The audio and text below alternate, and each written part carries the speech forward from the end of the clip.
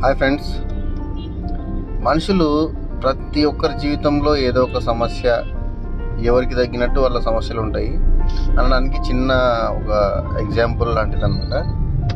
ఒక కాకి చాలా బాధపడుతూ చెట్టు కొమ్మపై కూర్చొని ఉన్నప్పుడు కింద ఉన్నటువంటి ఒక సాధువు ధ్యానం చేస్తూ కాకిని గమనించి అడిగాడు.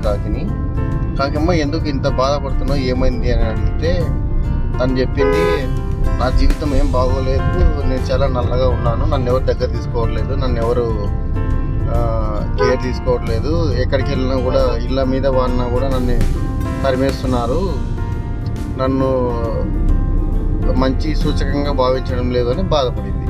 అప్పుడు ఈ సాధువు ఏం చేశాడు, సరే ఎవరి జీవితం బాగుందని నువ్వు అనుకుంటున్నావు అంటే, హంస చూడండి ఎంత బాగుందో, తెల్లగా ఉంది, చాలా అందంగా ఉంది, అందరు దాన్ని దగ్గర తీసుకుంటారు అని చెప్తే అప్పుడు ఈ సాధువు చెప్పాడు, నువ్వు అక్కడికి వెళ్ళి తనతో మాట్లాడు ఒకసారి.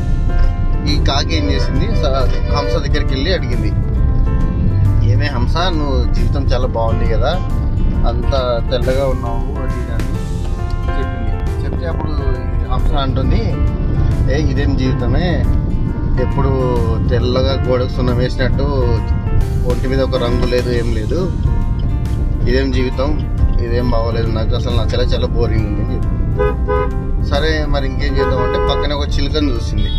చిలుక పంజరంలో ఉన్న చిలుకను చూసి దగ్గరికి వెళ్తే, చిలుక నీ జీవితం చాలా బాగుంది కదా, రంగుల వాళ్ళంతా రంగులు ఉన్నాయి, పంజరంలో పెట్టారు, నిన్ను బాగా చూసుకుంటారు మీ ఓనర్స్, చాలా ఫుడ్ అంతా టైంకి పెడతారు, నీకు ఎలాంటి ఎండ వాన నుంచి ఇబ్బంది ఉండదు కదా అంటే, నా జీవితం ఏముంది, పుట్టినప్పటి నుంచి దీంట్లోనే ఉన్నాను, జైలు కంటే ఎక్కువ టార్చర్ ఇది, ఎప్పుడు హ్యాపీగా లేను, ఎగరలేను, బయటికి వెళ్ళలేను, మీలాగా తిరగలేను, నా ఇదేం జీవితం బాగాలేదని చెప్పి చిలుక చెప్పింది.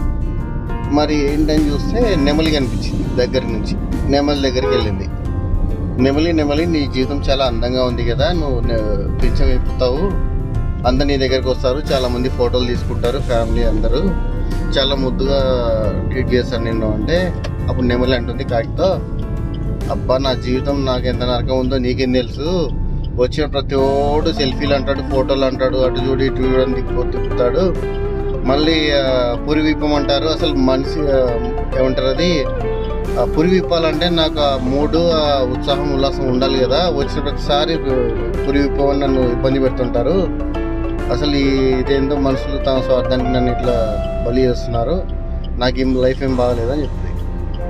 చివరికి ఎక్కడ చేరింది, సాధువు దగ్గరికి మళ్ళీ వెళ్ళింది కాకి.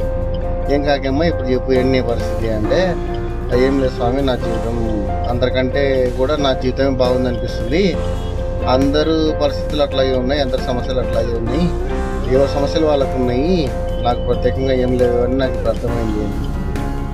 సో ప్రతి మనిషికి తన స్థాయిలో తనకు తగినట్టు కొన్ని సమస్యలు ఉంటాయి, వాటిని పరిష్కరించుకుంటూ పోవాల్సింది తప్పిస్తే ఎప్పుడు కూడా మనిషి జీవితం అనేది హ్యాపీగా ఉండదు, సంతోషంగా ఉండదు, కష్టంగా కూడా ఉండదు, బాధగా కూడా ఉండదు. అన్నీ కలగలిపి అన్ని స్థాయిల్లో అన్ని సమస్యలు అన్నీ ఉన్నప్పుడే మనిషి యొక్క శక్తి సామర్థ్యాలు, విలువలు, బాధలు, సంతోషాలు అన్నీ తెలుస్తాయి. కాబట్టి ఎప్పుడు పక్క వాళ్ళతో పోల్చుకోవడం మానేసి సంతోషాన్ని, ఆనందాన్ని, బాధని, కష్టాలని, నష్టాలని మీ స్థాయిలో మీరు పరిష్కరించుకుంటూ వాటిని అనుభవిస్తూ ఎంజాయ్ చేస్తూ ముందుకెళ్ళడమే జీవితం. ఓకే, అందరూ హ్యాపీగా ఉండండి. Thank you.